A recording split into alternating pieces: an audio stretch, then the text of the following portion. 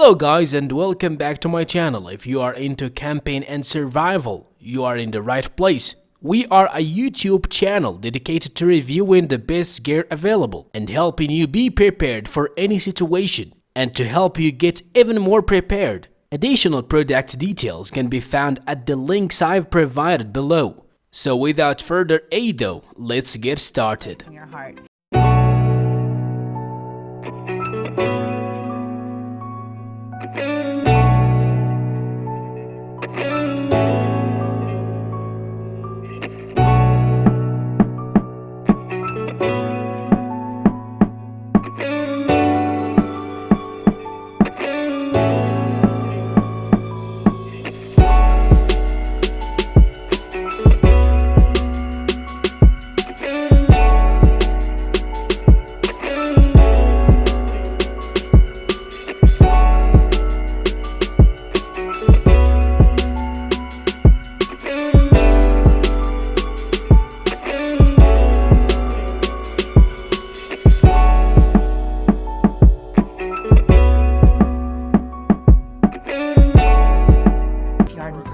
It's going to take the place of the leash, and we will start to substitute using the e-collar in the leash's place.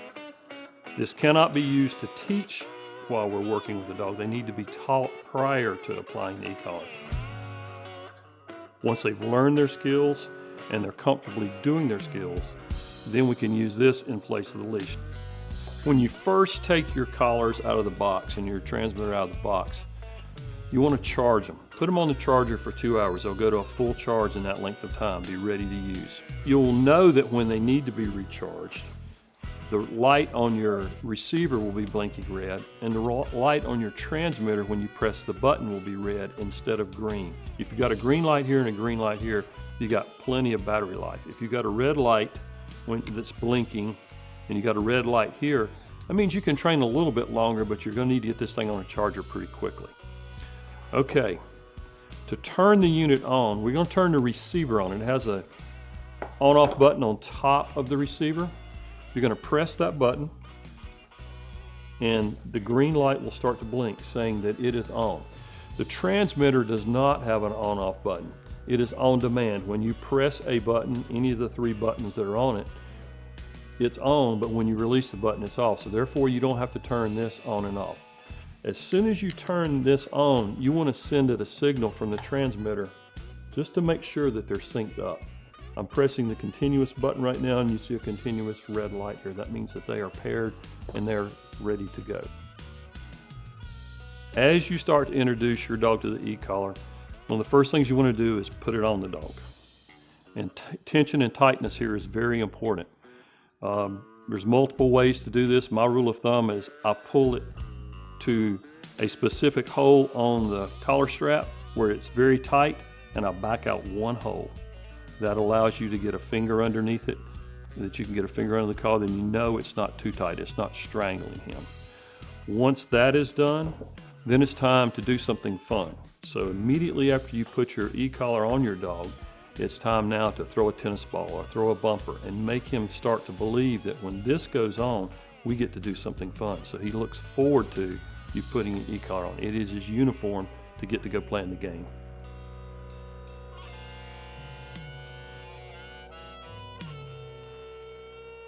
So how do we get a dog to understand that this is nothing more than a leash? In our training, as we start to teach this dog, we're going to be applying leash pressure with our leash on his neck. That's where the leash will contact him.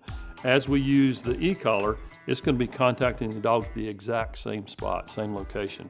So now each time that we give a tug on the leash, we're going to give a light bump with a transmitter to send the signal to the e-collar to give the dog the stimulation. It's just a light tap. Each time that we use a tug on the leash, we're going to tap him with the collar.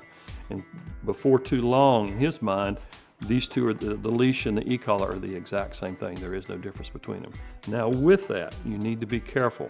Probably the first 2 weeks, we're going to have a min-max rule. No more than 5 stimulations per session so that you can avoid overstimulating the dog and having him start to worry about this. but get at least 3 stimulations in so that he can start to learn the lesson we're trying to teach him, is that this and our leash are the exact same thing. As you start to stimulate your dog, you're going to use low levels of stimulation. And what we're looking for is a reaction from the dog. It could be him to stop and turn his head and look at you. What I typically look for is a little bit of head drop and a swallow response out of the dog. If you look closely, most of the time when you see that, they're saying, I understand, I accept, I know I've done something incorrect here. Once we see that response, then we're going to start to think about that level on our intensity and stay in that level. Anytime that you see your dog vocalizing, you're out of bounds and you need to turn that wheel down. Rule of thumb here, though, is to always use the minimum amount of pressure necessary to get the dog to respond and to stop what his instincts are trying to tell him to do. Used properly, this is much easier on the dog than a regular leash is. Thanks for purchasing your new dog training system, Pet 998 DBB. I'm now going to show you what you receive inside the box when you first get your package. This is the remote transmitter, your 2 collar receivers, nylon straps, 1 orange, 1 black, just to let you know the difference between channel 1 and channel 2, test light to test static shock, 2 sets of contact points, 1 for each receiver, and then this is your AC wall adapter, and this is your USB connector that goes in the bottom, and then this can actually go into this splitter, which then lets you charge both your receiver and your transmitter at the same time. And then lastly is your product menu. When using a training collar, always remember to use it for training and not to leave it constantly on the dog, as these contact points on the receiver can cause injuries like bed sores, or we refer to it as pressure narcosis. So always remember to not use the training collar continuously like a normal dog collar, but just for training. Now I will quickly show you how to pair your collar receiver to your transmitter and then show you the basic functions of this unit. With this new 998DBB, we've changed a couple things. These are more readable and it's made out of silicone instead of plastic. So I'll now show you how to pair the receiver to the collar. So you start by putting it on channel 1. I usually just switch to vibration mode, but it doesn't matter. And then press and hold the power button. You'll see a solid green light. And then when that begins to flash and beep like it did there, you just press the Y button on your remote and it will beep again. It should now be paired, which it is. Now to pair the second one, all you do is switch to, press the 1-2 button and switch to channel 2. Do the exact same thing, turn it on, and then press and hold the power button for 5 seconds. It beeps, and then you press the Y button on your remote. And that's paired to channel 2, and this is paired to channel 4. Now I'll show you the functions. There's a few functions. First I'll show you the beep function, and then that's for the other receiver. The vibration for receiver 2, you just press the mode button, go to this symbol here, and then obviously here again. Now the static shock, it's currently at 0, so you want to move it off of 0 by using the dial on the side. Just for an example, we'll put it to 10. As you can see, when you press the Y button, the orange light flashes. Same with channel 2. This time it's on 100, so it'll be probably brighter, more solid. The last function, there is a light. Basically by pressing this, it will make the light blink on the receiver, as you can see there, with receiver number 2, receiver number 1. And then there's also a light function on the top for this LED light on top of the transmitter, if you were looking for your dog or lost your keys or something like that. And that's all the functions of the system.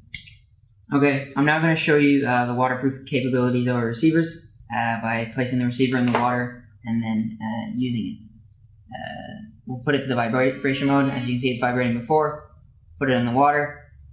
Thanks for watching. If you enjoyed our video, don't forget to hit the like button below. And if you want to see similar videos in the future, smash that subscribe and make sure to turn the notification bell on. For now, that's all I've got. And in all that you do, we want to help you beat yesterday.